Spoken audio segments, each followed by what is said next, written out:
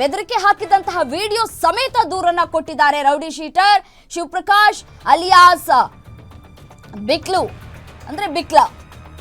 ಆಗ ಭೈರತಿ ಬಸವರಾಜ್, ಜಗದೀಶ್ ಅಲಿಯಾಸ್ ಜಗ್ಗಾ, ಕಿರಣ್ ಸಹಚರರ ವಿರುದ್ಧ ದೂರು ದಾಖಲಾಗಿದೆ. ನೋಡಿ, ಕೇಸ್ ಬಗ್ಗೆ ನಾನು ಈಗಾಗಲೇ ಎಕ್ಸ್ಪ್ಲೇನ್ ಮಾಡ್ತಾ ಇದ್ದೆ. ಸರ್ವೆ ನಂಬರ್ 212 GPA ಮಾಡಿಸ್ಕೊಂಡಿದ್ದಂತಹ ರೌಡಿ ಶೀಟರ್ ಶಿವಪ್ರಕಾಶ್. ಸೊ ಆ GPA ಕ್ಯಾನ್ಸಲ್ ಮಾಡಬೇಕು, ಪೊಸಿಷನ್ ಅನ್ನ ಬಿಟ್ಕೊಡ್ಬೇಕು ಅಂತ ಹೇಳಿ ಮತ್ತೊಂದು ಗ್ಯಾಂಗ್ ನಿಂದ ದೂರು ಕೂಡ ದಾಖಲಾಗಿತ್ತು. ಸೊ ಜಗದೀಶ್ ಅಲಿಯಾಸ್ ಜಗ್ಗನ ಗ್ಯಾಂಗ್ ನಿಂದ ರೌಡಿ ಶಿವಪ್ರಕಾಶ್ಗೆ ಜೀವ ಬೆದರಿಕೆ ಕೂಡ ಇತ್ತು. ಕಳೆದ ಫೆಬ್ರವರಿಯಲ್ಲೇ ಪೊಲೀಸ್ ಕಮಿಷನರ್ಗೆ ದೂರನ್ನ ಕೊಟ್ಟಿದ್ರು ಶಿವಪ್ರಕಾಶ್. ಆದ್ರೂ ಪೊಲೀಸ್ ಇಲಾಖೆ ಏನ್ ಮಾಡ್ತು? ಭೈರತಿ ಬಸವರಾಜ್ ಹಾಗೂ ಗ್ಯಾಂಗ್ ನಿಂದ ಜೀವ ಬೆದರಿಕೆ ಇದೆ ಅಂತ ಹೇಳಿ ದೂರನ್ನ ಕೊಟ್ಟಿದ್ರು ಕೂಡ ಕೇರ್ ಮಾಡಿಲ್ಲ ಪೊಲೀಸ್ ಇಲಾಖೆ. ಬೆದರಿಕೆ ಹಾಕಿದ್ದ ವಿಡಿಯೋ ಸಮೇತ ದೂರು ಕೊಟ್ಟಿದ್ದಾರೆ ರೌಡಿ ಶೀಟರ್ ಶಿವಪ್ರಕಾಶ್. ಆಗ ಭೈರತಿ ಬಸವರಾಜ್, ಜಗದೀಶ್ ಅಲಿಯಾಸ್ ಜಗ್ಗಾ, ಕಿರಣ್ ಸಹಚರರ ವಿರುದ್ಧ ದೂರು ದಾಖಲಾಗಿದೆ. ಭಾರತೀನಗರ ಪೊಲೀಸ್ ಠಾಣೆಯಲ್ಲೇ ದಾಖಲಾಗಿದ್ದಂತಹ FIR ಇದು. ಇದೀಗ ದೂರು ಕೊಟ್ಟ 4 ತಿಂಗಳಲ್ಲಿ ರೌಡಿ ಶೀಟರ್ ಶಿವಪ್ರಕಾಶ್ ಕೊಲೆಯಾಗಿದೆ. ಅದೇ ಗ್ಯಾಂಗ್ನಿಂದ ಕೊಲೆಯಾಗಿರೋ ಬಗ್ಗೆ ಪೊಲೀಸರು ಶಂಕೆಯನ್ನ ವ್ಯಕ್ತಪಡಿಸ್ತಾ ಇದ್ದಾರೆ.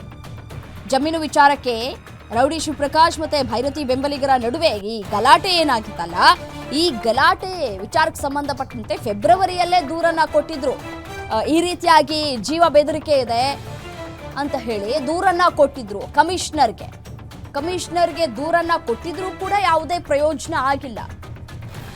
4 ತಿಂಗಳಲ್ಲೇ ಆತನನ್ನ ಮುಗಿಸ್ಬಿಟ್ಟಿದ್ದಾರೆ. ಭೀಕರವಾಗಿ, ಬರ್ಬರವಾಗಿ, ಬೀಭತ್ಸವಾಗಿ ಆತನ ಮುಖಚರಿಯೂ ಕೂಡ ಗೊತ್ತಾಗಬಾರ್ದು ಅಷ್ಟರ ಮಟ್ಟಿಗೆ ಆತನ ಹತ್ಯೆಯಾಗಿದೆ.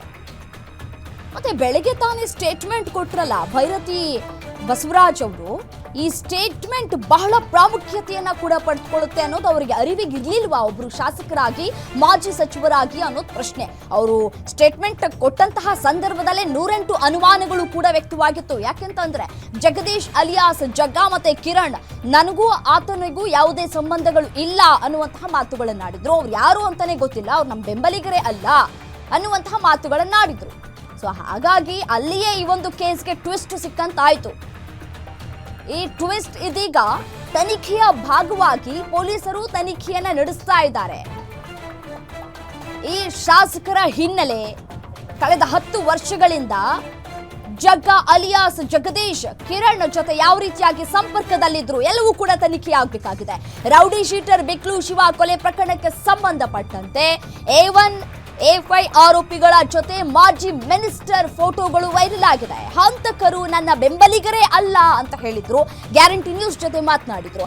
ಆದ್ರೆ ಈ ಫೋಟೋಗಳು ಅಸಲಿ ಕಥೆಯನ್ನ ಹೇಳ್ತಾ ಇದೆ. ಆರೋಪಿ ಜಗದೀಶ್ ಜೊತೆ ಭೈರತಿ ಬಸವರಾಜ್ ಫೋಟೋ ಹೇಗೆ ಬಂತು, ಹೇಗೆ ವೈರಲ್ ಆಯ್ತು? ಜಗ್ಗಾ ಅಲಿಯಾಸ್ ಜಗದೀಶ್ ಜೊತೆ ಕುಂಭಮೇಳಕ್ಕೆ ಹೋಗಿರುವಂತಹ ಫೋಟೋಗಳೆಲ್ಲ ಫೇಕಾ? ಭೈರತಿ ಬರ್ತ್ಡೇ ಪಾರ್ಟಿಯಲ್ಲಿ ಆರೋಪಿ ಜಗ್ಗನದ್ದೇ ಹವಾ, ಇದೆಲ್ಲವೂ ಸುಳ್ಳ ಹಾಗಿದ್ರೆ ಫೋಟೋಗಳೆಲ್ಲ ಸುಳ್ಳ ಅಂತ ಹೇಳಿ ಸದ್ಯಕ್ಕೆ ಇವರ ವಿಚಾರಣೆ ಆಗ್ತಾ ಇದೆ. ಜಗ್ಗಾ, ಬಾಮೈದ, ಕಿರಣ್ ಕೊಲೆ ಪ್ರಕರಣದ ಮಾಸ್ಟರ್ ಮೈಂಡ್ ಅನ್ನೋದು ಗೊತ್ತಾಗ್ತಾ ಇದೆ. ಕಿರಣ್, ಪಟಾಲಂ, ವಿಮಲ್, ಪ್ಯಾಟ್ರಿಕ್, ಸಂತೋಷ್ನನ್ನ ವಿಚಾರಣೆಗೆ ಒಳಪಡಿಸಿದ್ದಾರೆ.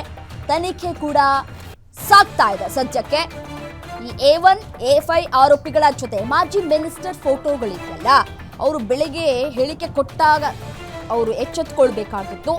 ನನಗೆ ಈ ವಿಚಾರಕ್ಕೆ ಸಂಬಂಧಪಟ್ಟಂತೆ ಏನೂ ಗೊತ್ತಿಲ್ಲ, ಅವ್ರು ನಮ್ಮ ಬೆಂಬಲಿಗರೇ ಅಲ್ಲ ಅನ್ನುವಂತಹ ಕೊಟ್ಟಂತಹ ಹೇಳಿಕೆ ಅವರೇ ಸ್ವತಃ ಖುದ್ದು ಎಡವಟ್ಟೊಂದನ್ನು ಮಾಡಿಕೊಂಡಿದ್ದಾರೆ. ಮಾಧ್ಯಮಗಳಲ್ಲಿ ಬಿತ್ತರಿಸಿದಂತಹ ಒಂದೊಂದು ವಿಚಾರವೂ ಕೂಡ ಈ ಕೇಸ್ಗೆ ಬಹಳ ಪ್ರಾಮುಖ್ಯತೆಯನ್ನ ಕೂಡ ಕೊಡುತ್ತೆ. ಸ್ವತಃ ಖುದ್ದು ಅವರೇ ಹೇಳಿಕೆಯನ್ನ ಕೊಟ್ಟಿರೋದು, ನನಗೂ ಈ ಪ್ರಕರಣಕ್ಕೂ ಯಾವುದೇ ಸಂಬಂಧವಿಲ್ಲ, ರಾಜಕೀಯ ಪ್ರೇರಿತವಾಗಿ ದುರುದ್ದೇಶದಿಂದಾಗಿ ಕಾಣದ ಕೈಗಳು ಇದರ ಹಿಂದೆ ಇದೆ, ಈ ಪ್ರಕರಣದ ಹಿಂದೆ ಇದೆ ಅನ್ನುವಂತಹ ಮಾತುಗಳನ್ನಾಡಿದ್ರು. ಮತ್ತೆ ಇವರು ಯಾರೂ ಕೂಡ ನಮ್ಮ ಬೆಂಬಲಿಗರಲ್ಲ ಅಂತ ಹೇಳಿದ್ರು. ನೋಡಿ, ದೃಶ್ಯಾವಳಿಗಳಲ್ಲಿ ಗಮನಿಸ್ತಾ ಇದ್ದೀರಿ, ಭೈರತಿ ಬಸವರಾಜ್ ಮತ್ತೆ ಜಗದೀಶ್, A1 ಆರೋಪಿ ಜಗದೀಶ್ನ ಫೋಟೋಗಳನ್ನ ಗಮನಿಸ್ತಾ ಇದ್ದೀರಿ. ಪ್ರವಾಸಕ್ಕೆ ಅಂತ ಹೇಳಿ ಹೋಗಿದ್ರು, ಆಗ ತೆಗೆದಂತಹ ಫೋಟೋಸ್ಗಳು ಇವೆಲ್ಲವೂ ಕೂಡ. ಹಾಗಿದ್ರೆ ಈ ಪ್ರವಾಸ ಹೋಗಿದ್ದು ಸುಳ್ಳ? ಫೋಟೋಸ್ಗಳು ಸುಳ್ಳು ಹೇಳ್ತಾ ಇದ್ಯಾ? ಸಂಬಂಧ ಇಲ್ಲ ಅಂತ ಹೇಳಿದ್ರಲ್ಲ ಶಾಸಕರೇ, ಹಾಗಾದ್ರೆ ಇದೆಲ್ಲ ಏನು ಅಂತ ಹೇಳಿ. ಏನೋ ಒಂದು ಹೇಳಿಕೆ ಕೊಡಬೇಕು ಅಂತ ಹೇಳಿ ಹೇಳಿಕೆ ಕೊಟ್ಬಿಟ್ರ, ಇದರಿಂದ ಬಚಾವ್ ಆಗ್ಬಿಡಬಹುದು ಅಂತ ಹೇಳಿ ಹೇಳಿಕೆ ಕೊಟ್ರ ಅನ್ನುವಂತಹ ಪ್ರಶ್ನೆಗಳು ಕೂಡ ಕಾಡ್ತಾ ಇದೆ. ಬಸವರಾಜ್ ಅವರು ಕೊಟ್ಟಂತಹ ಹೇಳಿಕೆ ಇದೀಗ ಪ್ರಾಮುಖ್ಯತೆಯನ್ನ ಕೂಡ ಪಡೆದುಕೊಳ್ತಾ ಇದೆ. ಮತ್ತೆ ಭೈರತಿ ಬಸವರಾಜ್ ಅವರ ಫೋಟೋಗಳು ನೋಡಿ ಯಾವ ರೀತಿಯಾಗಿ ಇದೆ, ಏನ್ ಹೇಳುತ್ತೆ ಅನ್ನೋದು ಕೂಡ ಪ್ರಶ್ನೆ ಆಗತ್ತೆ. ಜೊತೆಗೆ ಇದ್ದಾರೆ, ಜೊತೆಲೆ ಫೋಟೋ ತೆಗೆಸ್ಕೊಂಡಿದ್ದಾರೆ, ನಗ್ನಗ್ತಾ ಖುಷಿಯಿಂದ ಫೋಟೋ ತೆಗೆಸ್ಕೊಂಡಿದ್ದಾರೆ. ನೋಡಿ, ಕುಂಭಮೇಳಕ್ಕೆ ಹೋಗಿದ್ದಂತಹ ಸಂದರ್ಭದಲ್ಲಿ ತೆಗೆದಿರುವಂತಹ ಫೋಟೋಗಳು ಇವೆಲ್ಲವೂ ಕೂಡ.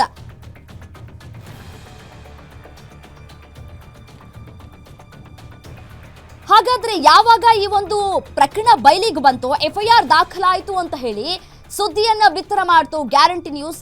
ಆ ಕ್ಷಣ ಮಾತ್ರದಲ್ಲೇ ಈ ಶಾಸಕರನ್ನ ಕಾಂಟ್ಯಾಕ್ಟ್ ಮಾಡುವಂತಹ ಪ್ರಯತ್ನವನ್ನ ಕೂಡ ಮಾಡ್ತು ಗ್ಯಾರಂಟಿ ನ್ಯೂಸ್. ಮತ್ತೆ ನಮ್ಮ ಸಂಪರ್ಕಕ್ಕೆ ಕೂಡ ಸಿಕ್ಕಿದ್ರು. ಆ ಸಂದರ್ಭದಲ್ಲಿ ಹೇಳಿಕೆಯನ್ನ ಕೊಟ್ಟಿದ್ದಾರೆ. ಏನ್ ಹೇಳಿದ್ರು ಭೈರತಿ ಬಸವರಾಜ್ ಅವರು, ಒಮ್ಮೆ ಕೇಳ್ತಾ ಹೋಗೋಣ.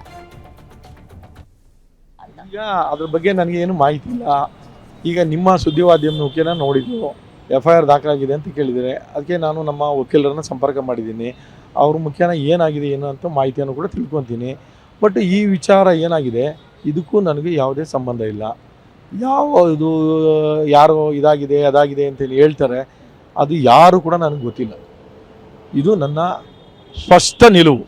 ಹಾಗಾಗಿ ಎಲ್ಲೋ ಒಂದು ಕಡೆ ದುರುದ್ದೇಶದಿಂದ ನನ್ನನ್ನು FIR ಅಲ್ಲಿ ಸೇರಿಸಿದಾರೋ, ಇಲ್ಲ ಇದರಿಂದ ಕಾಣದ ಕೈಗಳಿದೆ, ಆ ಕಾಣದ ಕೈಗಳು ಇದ್ರ ಮುಂದೆ ಕೆಲಸ ಮಾಡ್ತಾ ಇದೆಯೋ, ಇಲ್ಲ ಸೇರಿಸಲೇಬೇಕು ಅಂತೇಳಿ ಸೇರಿಸಿದಾರೋ, ಅದು ತನಿಖೆಯಿಂದ ಗೊತ್ತಾಗ್ತದೆ. ನಾನು ಇದ್ರ ವಿರುದ್ಧ ಕಾನೂನು ಹೋರಾಟವನ್ನು ಮಾಡ್ತೀನಿ. ಯಾವ ಜಮೀನು ಎಲ್ಲಿದೆ, ಯಾವ ಪ್ರಿಮಿಸರ್ ಎಲ್ಲಿದೆ, ಏನೂ ನನಗೆ ಮಾಹಿತಿ ಇಲ್ಲ. ಇದು ನನ್ನ ಸ್ಪಷ್ಟ ನಿಲುವು. ಹಾಗಾಗಿ ಆ ಜಮೀನು ಎಲ್ಲಿದೆ, ಯಾರಿಗೂ ಇದು ಮಾಡಿದ್ರು, ಏನು ಮಾಡಿದ್ರು, ಏನೂ ಗೊತ್ತಿಲ್ಲದೆ ನಾನು ಯಾವ ರೀತಿ ನಿಮಗೆ ಉತ್ತರವನ್ನು ಕೊಡಲಿ? ಇದು ನನ್ನ ರಿಯಾಕ್ಷನ್. ಮಾಜಿ ಸಚಿವ ಭೈರತಿ ಬಸವರಾಜ್ ಅವರೇ, ಈ ಫೋಟೋವನ್ನ ನೋಡಿ ಈಗೇನ್ ಹೇಳ್ತೀರಾ? ಈ ಫೋಟೋಗಳು ಹೇಳೋದೇ ಸುಳ್ಳ ಹಾಗಾದ್ರೆ ಅಂತ. ಬೆಕ್ಲು ಶಿವನ ಕೊಲೆ ಕೇಸ್ಗೂ ನನಗೂ ಸಂಬಂಧವಿಲ್ಲ ಅಂತಿದ್ರಿ, ವಿನಾಕಾರಣ ನನ್ನನ್ನ ಪ್ರಕರಣದಲ್ಲಿ ಸಿಲುಕಿಸಿದ್ದಾರೆ ಅಂತ ಹೇಳಿದ್ರಿ, ದುರುದ್ದೇಶದಿಂದ ನನ್ನ ವಿರುದ್ಧ FIR ದಾಖಲಿಸಿದ್ದಾರೆ ಅಂತ ಕೂಡ ಹೇಳಿದ್ರಿ. ಆ ಕೇಸ್ನಲ್ಲಿ ಇರೋರು ಯಾರು ಕೂಡ ನನಗೆ ಗೊತ್ತೇ ಇಲ್ಲ ಅಂತ ಹೇಳಿದ್ರಿ. ಹಾಗಾದ್ರೆ ಆರೋಪಿಗಳ ಜೊತೆಗೆ ಇರೋ ನಿಮ್ಮ ಫೋಟೋಗಳೇ ಫೇಕಾ? ಕುಂಭಮೇಳಕ್ಕೆ ಆರೋಪಿ ಜಗ್ಗನ ಜೊತೆ ಹೋದ ಫೋಟೋ ಸುಳ್ಳ?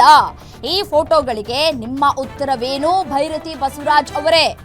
ಮಾಧ್ಯಮದವರು ಕೇಳಿದಂತಹ ಪ್ರಶ್ನೆಗೆ, ಅದು ಗ್ಯಾರಂಟಿ ನ್ಯೂಸ್ ಕೇಳಿದ ಪ್ರಶ್ನೆಗೆ ನೀವು ತಡವಳಿಸದೆ ಉತ್ತರವನ್ನ ಕೊಟ್ರಿ. ಹಾಗಾದ್ರೆ ಈ ಫೋಟೋಗಳೇ ಫೇಕಾ? ನೀವು ಹಾಗಿದ್ರೆ ಕುಂಭಮೇಳಕ್ಕೆ ಹೋಗಿದ್ದು ಸುಳ್ಳ? ಕುಂಭಮೇಳದಲ್ಲಿ ನೀವೆಲ್ಲರೂ ಒಟ್ಟಿಗೆ ಕೂಡಿ ಫೋಟೋವನ್ನ ತೆಗೆಸ್ಕೊಂಡಿದ್ದು ಸುಳ್ಳ? ಹಾಗಾದ್ರೆ ಆ ಫೋಟೋದಲ್ಲಿ ಇದ್ದಂತಹ ವ್ಯಕ್ತಿಗಳೆಲ್ಲರೂ ಕೂಡ ಫೇಕಾ? ನಿಮ್ಮನ್ನೂ ಹೊರತುಪಡಿಸಿ, ಅಂದ್ರೆ ನಿಮ್ಮನ್ನೂ ಸೇರಿ, ಅಲ್ಲಿ ಇರುವಂತಹ ಜಗದೀಶನ್ನು ಸೇರಿ ಎಲ್ಲರೂ ಕೂಡ ಫೇಕಾ? ಇಷ್ಟು ಚಂದವಾಗಿ, ಎಷ್ಟು ಕ್ಲಾರಿಟಿ ಇರುವಂತಹ ಫೋಟೋ ಫೇಕಾ ಅಂತ ಹೇಳಿ.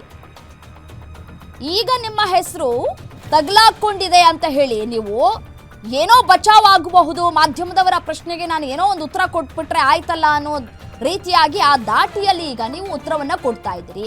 ಹಾಗಾದ್ರೆ ಈ ಫೋಟೋದಲ್ಲಿರೋರೆಲ್ಲರೂ ಫೇಕ್, ನೀವು ಫೇಕ್, ಜಗದೀಶನು ಫೇಕ್ ಅನ್ನೋದನ್ನ ನೀವು ಸಾಬೀತು ಮಾಡೋದಕ್ಕೆ ಹೊರಟಿದ್ದೀರಾ? ಏನ್ ಕತೆ ಅಂತ ಹೇಳಿ ನೀವೇ ಉತ್ತರ ಕೊಡಬೇಕು.